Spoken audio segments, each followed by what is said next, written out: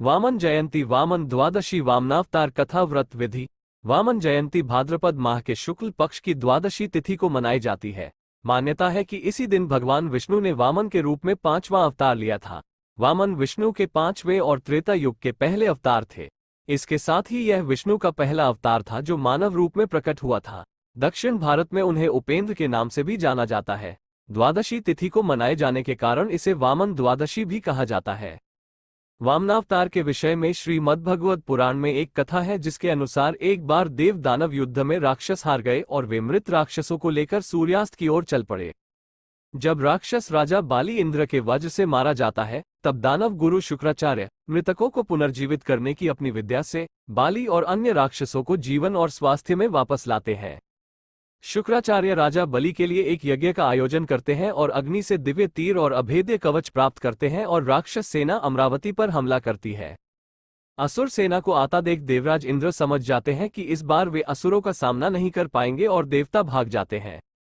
स्वर्ग राक्षसों की राजधानी बन जाता है। तब शुक्राचार्य अमरावती में राजा बलि के अमर राज्य के लिए 100 अश्वमेध यज्ञ का आयोजन करते हैं। इंद्र को राजा बलि की इच्छा के बारे में पता चला कि राजा बलि के 100 यज्ञ पूरे होने के बाद उन्हें स्वर्ग से कोई नहीं हटा सकेगा। इसलिए इंद्र भगवान विष्णु की शरण में गए और भगवान विष्णु ने इंद्र को मदद करने का आश्वासन दिया और भगवान विष्णु ने वामन रूप में अदिति के गर्भ से जन्म लेने का वादा किया।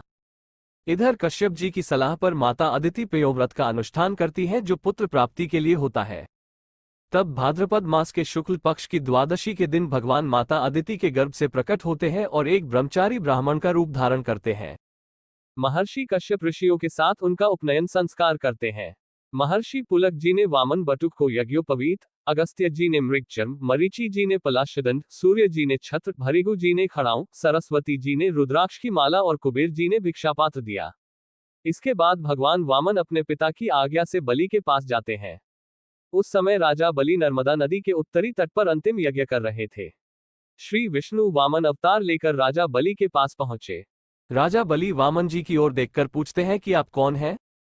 तब वामन जी उत्तर देते हैं कि हम ब्राह्मण हैं। तब बलि ने पूछा कि यहां आने से पहले आप कहां रहते थे? ये सुनकर वामन जी ने उत्तर दिया कि संपूर्ण ब्रह्मा सृष्टि ही हमारा निवास स्थान है। ये सुनकर राजा बलि ने सोचा कि जैसे ब्रह्मांड में सभी लोग रहते हैं वैसे ही यह ब्राह्मण भी रहता है। बाद में राजा बलि ने पूछा कि आपके भगवान कौन है? तब वामन जी ने उत्तर दिया कि हम सभी के पास एक नाथ है और हमारे पास कोई नाथ नहीं है। राजा बलि ने सोचा कि जब वह छोटा था तो उसके माता पिता और अन्य संरक्षक नष्ट हो गए थे। तब बाली ने पूछा कि तुम्हारे पिता कौन है? वामन जी ने उत्तर दिया कि उन्हें अपने पिता का स्मरण नहीं है, अर्थात हमारा कोई पिता नहीं है, हम ही सबके पिता हैं। बाली ने सोचा कि इसका तात्पर्य यह है कि बचपन से पिता न होने के कारण उसे अपने पिता की याद नहीं रहती। राजा बलि ने कहा कि आप क्या चाहते हैं? वामन जी ने उत्तर दिया, भिक्षा में 3 पग धरती। तब बलि ने कहा, हे ब्राह्मण, ये तो बस थोड़ा सा है। वामन जी ने उत्तर दिया कि इससे हम तीनों लोकों को महसूस कर लेंगे, अर्थात 3 पग में ही तीनों लोक नाप लेंगे। राजा बलि समझ गए कि यह ब्राह्मण कहता है कि 3 पग भूमि से हमें तीनों लोक मिल जाते हैं। ये बहुत संतुष्ट ब्राह्मण है। दैत्य गुरु शुक्राचार्य के मना करने के बावजूद राजा बलि अपनी बात पर अड़े रहे और भगवान से 3 पग भूमि मांगी। वामन जी एक पग में सारे लोक और दूसरे पग में सारी पृथ्वी नाप लेते हैं। अब तीसरा कदम रखने के लिए कोई जगह नहीं बची। बाली के सामने ये खतरा है कि यदि वह अपना वचन नहीं निभाएगा तो अधर्म होगा। तभी बलि अपना सिर आगे करके कहता है कि आप तीसरा कदम मेरे सिर पर रख दीजिए। भगवान बिल्कुल वैसा ही करते हैं और बाली को सुतल लोक में रहने का आदेश देते हैं। राजा बलि प्रसन्नतापूर्वक भगवान की आज्ञा का पालन करते हैं।